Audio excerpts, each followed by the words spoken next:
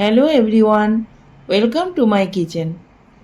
আজকে দেখুন আমি আমার বালকনির পুঁই শাক দিয়েই আপনাদের পুঁই শাকের তরকারি করে দেখাচ্ছি। দেখুন এখানে আমি পুঁই শাকটাকে সুন্দর করে ধুয়ে কেটে নিয়েছি। যেগুলো বড় পাতা সেগুলোকে একটা করে টুকরো করেছি, আর ছোট পাতাগুলোকে আস্তই রেখে দিয়েছি। এটা পুরোটা নিয়ে নিয়েছি। আর এর সাথে আমি এই তরকারিগুলো দেব। নিয়েছি কিছুটা কুমড়ো, ঝিঙে, বেগুন, আলু, মিষ্টি আলু, আর ডাঁটাগুলোকে আমি এরকম ছোট ছোট করে কেটে নিয়েছি। আর যেগুলো একটু মোটা ডাঁটা ছিল তাদের এরকম চিড়ে চিড়ে নিয়েছি মাঝখান থেকে। চলুন তাহলে রান্নাটা শুরু করি। দেখুন আমি কড়াইতে 2 টেবিল স্পুন মতন সর্ষের তেল নিয়ে নিয়েছি। তেলটা গরম হয়ে গেছে, এখন 5 ফোড়ন দিয়ে দিচ্ছি। সাথে একটা তেজপাতাকে আমি টুকরো করে নিয়েছি, ওটা দিয়ে দিচ্ছি। আর একটা শুকনো লঙ্কা। এবারে আমি 7-8 কোয়া রসুন থেতো করে নিয়েছি, সে রসুনটা দিয়ে দিলাম।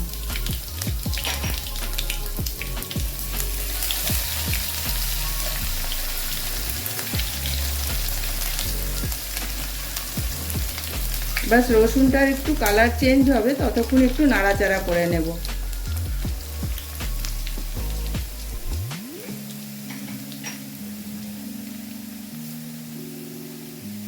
এবারে আমি এর মধ্যে সবার প্রথমে আলুটাকে দেব।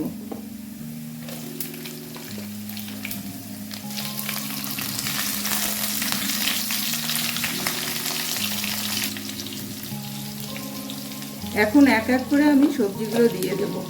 মিষ্টি আলুটা দিয়ে দিলাম। এবারে কুমড়োটাকে দিয়ে দিলাম, আর ডাঁটাগুলোও দিয়ে দেব। ঝিঙে আর বেগুনটাকে একটু পরে দেব।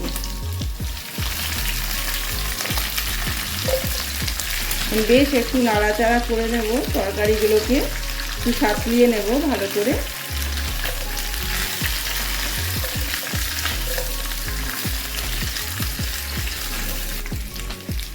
লঙ্কা, কাঁচা লঙ্কাটাকেও একটু কেটে এর মধ্যে দিয়ে দিচ্ছি। এই লঙ্কাগুলো বেশি ঝাল নেই, দেখতেই মোটা মোটা।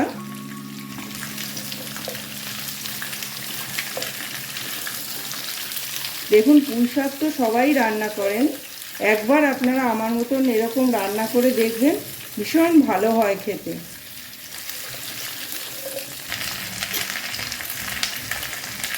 এবারে একটু নুন দিয়ে দেব,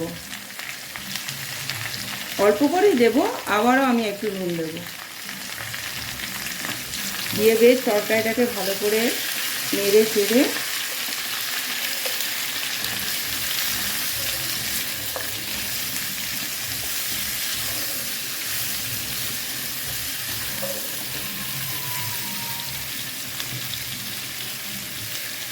একটু 2 মিনিট মতন ঢাকা দিয়ে দিচ্ছি।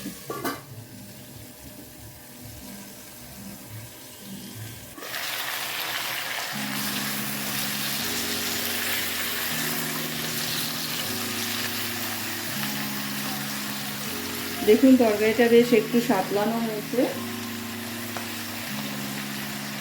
এবারে আমি এর মধ্যে ঝিঙে আর বেগুনটা মিক্স করে দিচ্ছি।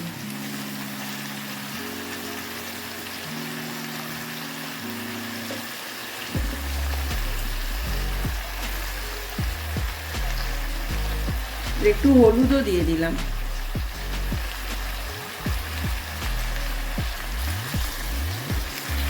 এবারে ভালো করে একটু নেড়ে চেড়ে তরকারিগুলোকে মিক্স করে নিই।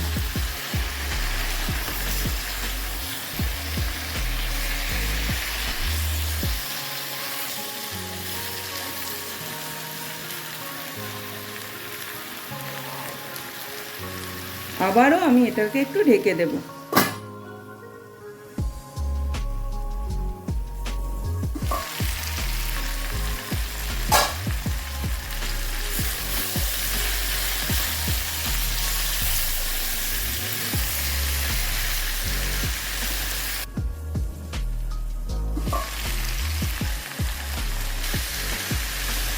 দেখুন তরকারিটা বেশ কষানো হয়ে গেছে।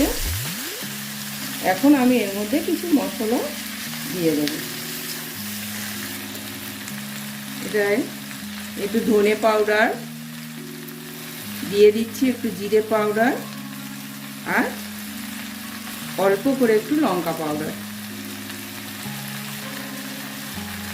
দিয়ে আবার বেশ একটু নাড়াচাড়া করে দেব।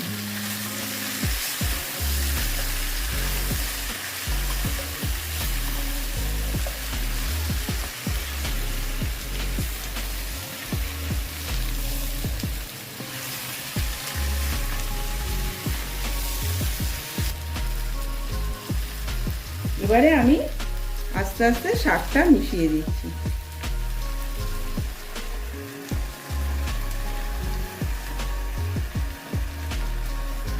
শাকটা দিয়ে একটু ঢেকে দিই, যাতে একটু নরম হয়ে গেলে আমি ভালো করে সব শাকটা মিশিয়ে দেবো।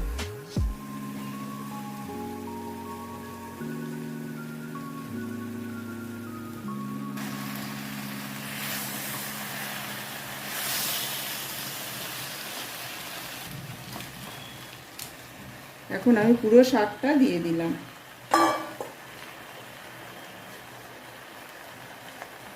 উপর থেকে অল্প একটু নুনও দিয়ে দেব। যেহেতু আমি এখানে জল দিচ্ছি না, সেই জন্য শাকটা একটু ঢেকে ঢেকে বারবার নরম করে রান্না করে নিতে হবে।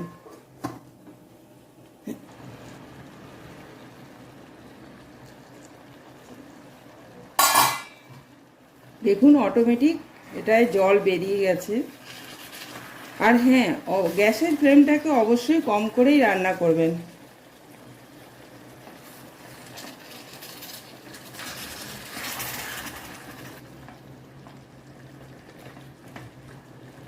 এখনো তরকারিটা একটু গলতে বাকি আছে, তো আমি আবারও একটু ঢাকা দিয়ে দিচ্ছি।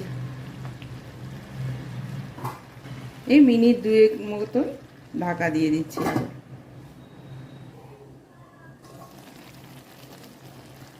বাহ, দেখুন কি সুন্দর হয়ে গেছে তরকারিটা।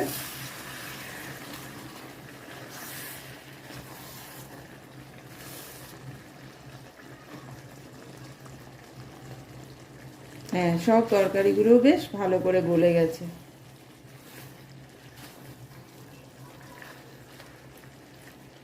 আমি 1 চামচ চিনি দিয়ে দিচ্ছি। শুকনো আটা এটা অবশ্যই দেবেন, দেখবেন তরকারিটা এত ভালো লাগবে, একটুও পাঞ্ছে ভাব থাকবে না তরকারির মধ্যে। এটা দেওয়ার জন্য তরকারির টেস্ট দ্বিগুণা হয়ে যাবে।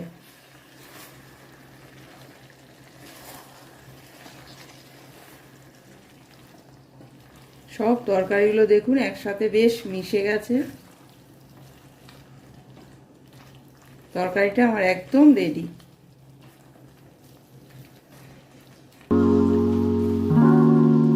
গ্যাসটাকে বন্ধ করে দিচ্ছি।